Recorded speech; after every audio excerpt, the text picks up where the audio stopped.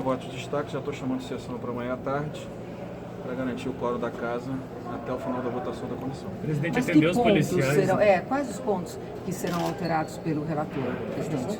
Nenhum. Qual ponto vai ser modificado? Por exemplo, aquela contribuição extraordinária por parte de governadores e prefeitos para ajudar a cobrir o rombo dos déficits locais. Isso, pelo que eu vi, mudaria. Também haveria mudança na idade mínima para a aposentadoria dos policiais federais, 53 para homens, 52 para mulheres, com 100% de pedágio. É por aí, presidente? Olha, a questão dos estados não vai ficar, pelo que eu sei do relator, não vai ficar nada no texto. Em relação aos policiais, não teve acordo, vai ficar os 55 anos para policiais, homens e mulheres. Então, porque se não houve nenhuma mudança no texto, por que o senhor está otimista com relação a começar a votar hoje? Porque eu acho que tem um ambiente muito favorável na Câmara dos Deputados para votação.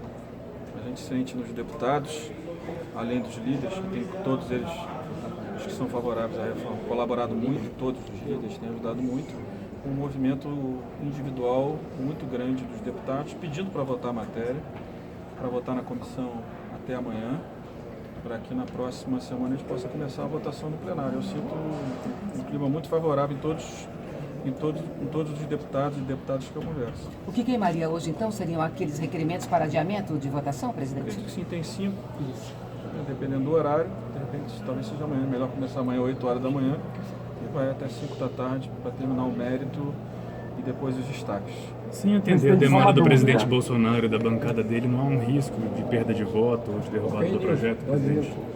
Olha, todo bom acordo que não descaracterize o projeto, nós estamos dispostos a fazer, mas não há acordo. Se não há acordo, é inócuo a gente incluir algo que não interessa a aqueles que apresentaram o destaque, que derruba toda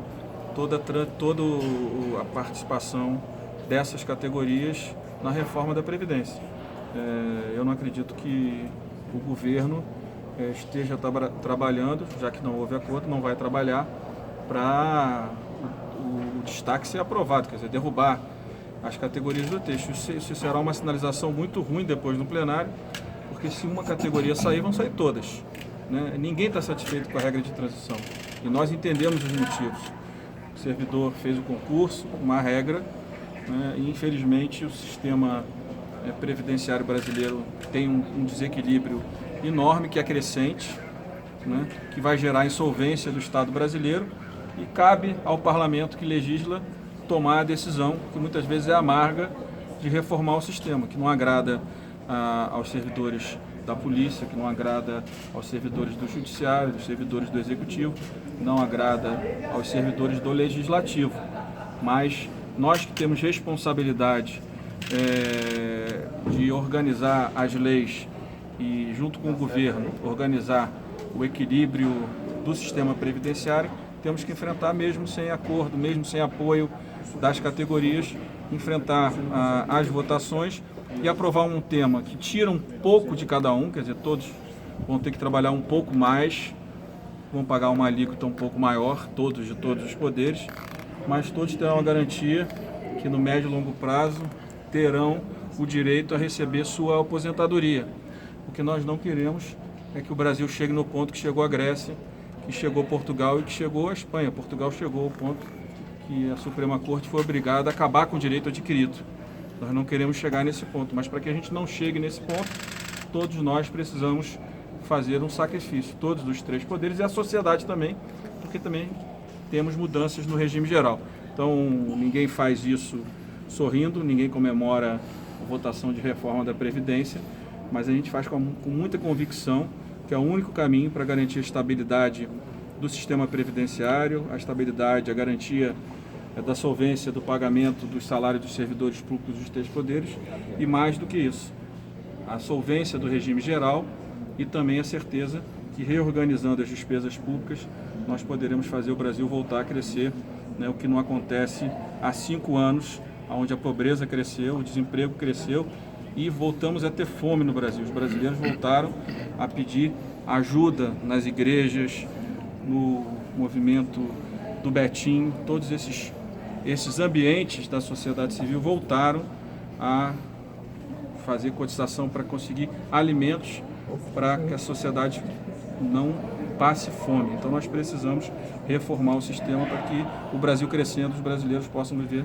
com mais dignidade. Presidente, começando, presidente. Hoje, o presidente Jair Bolsonaro, em relação às cafeterias da segurança pública, ele chegou a ligar para o senhor ou para os demais parlamentares para pedir que fosse feita alguma alteração no texto da Constituição. Deve ter ligado, é legítimo. Ligou para o senhor? É legítimo que o presidente entenda que, como eu entendo, que um bom acordo é melhor do que um confronto. Agora, um bom acordo não pode descaracterizar a proposta. Se todas as categorias vão ter um pedágio de 100%, se todos os brasileiros do regime geral terão um pedágio de 100%, a nossa proposta também para as polícias precisa sair da mesma premissa, um pedágio de 100% e uma transição na idade, como foi feito com o regime próprio, que chegou aqui sem transição. Foi a transição que os servidores públicos sonhavam? Não foi. A gente sabe que os servidores também não estão satisfeitos com 100% idade mínima de 60 para homem e de 57 para mulher, mas foi possível e mesmo assim tivemos muitos ruídos e uma perda de arrecadação, de projeção de arrecadação na ordem de 30 milhões no regime próprio e mais 70 no regime geral. É claro que nas polícias o valor vai ser bem menor, né, se o acordo fosse possível. Parece que não será. Seria próximo de R$1 bilhão.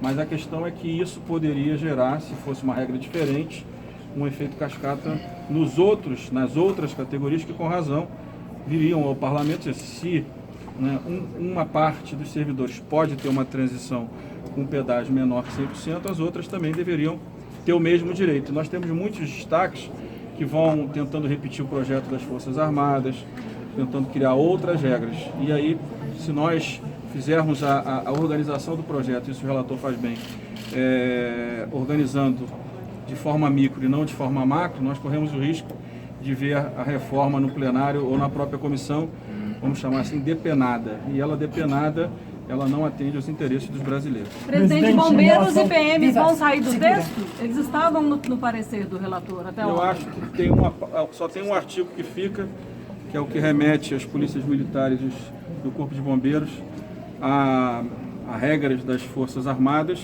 Isso está mantido porque ainda não há uma compreensão clara do que isso vai significar. Antes de chegar no plenário, nós vamos conversar com os representantes das polícias militares para avisar que, do nosso ponto de vista, eles não terão, até porque é uma federação, os mesmos direitos de transição das Forças Armadas. Eu acho que isso vai precisar ficar claro, mas eu acho que essa era uma polêmica grande e essa polêmica nós vamos tentar resolvê-la depois na votação no plenário na próxima terça, quarta-feira. Presidente, só uma dúvida de calendário. O senhor diz que hoje conclui essa questão da obstrução, amanhã deve iniciar essa análise. E o senhor acha que dá para concluir ainda essa semana ou provavelmente fique para a semana que vem? Eu acho que dá para concluir, me disse o presidente que dá para concluir essa semana. É um trabalho da comissão, espero que eles consigam concluir essa semana, né? Isso é o ideal e vamos trabalhar com o ideal. Nesse momento vamos começar a mobilizar, depois de terminar na comissão, a votação do plenário. Precisamos chegar na terça-feira aqui com a garantia de um quórum muito elevado, um quórum maior que o quórum que nós tínhamos ontem. Hoje eu não vi o quórum final ainda, mas ontem o quórum ficou na faixa de 482 deputados. Nós precisamos ter pelo menos 495 deputados na Câmara para a gente ter conforto em votar essa matéria com menos risco dela não ser aprovada no plenário da Câmara. Obrigado.